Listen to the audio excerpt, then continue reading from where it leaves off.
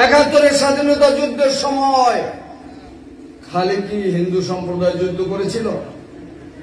খালি কি দাড়িওয়ালা মুসলমানরা করেছিল?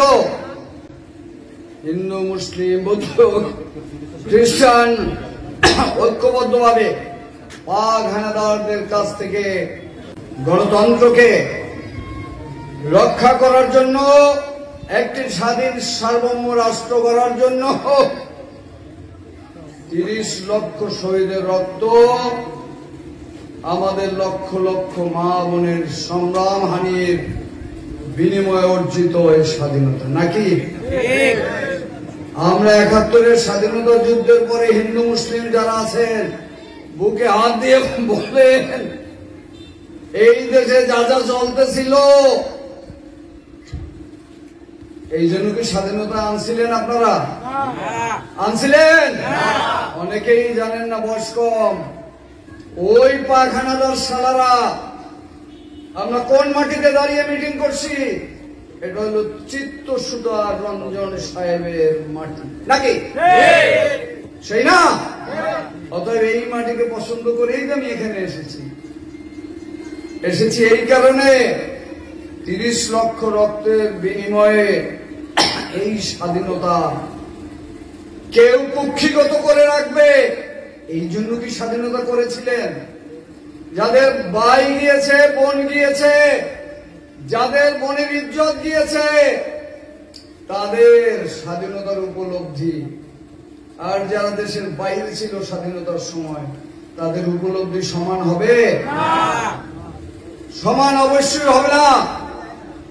এদেশের মানুষ চেয়েছিল 1971 পাক হানাদার দেখে ওঠে স্বাধীন সার্বভৌম রাষ্ট্র, একটি সুন্দর মানচিত্র আমাদের বাংলার মাটিতে তৈরি হবে এবং সেটাকে সঠিকভাবে বাস্তবায়ন দেওয়ার জন্য আমাদের হিন্দু, মুসলিম, বৌদ্ধ, খ্রিস্টান ঐক্যবদ্ধভাবে হওয়ার কথা, দেওয়ার কথা নাকি? বলবো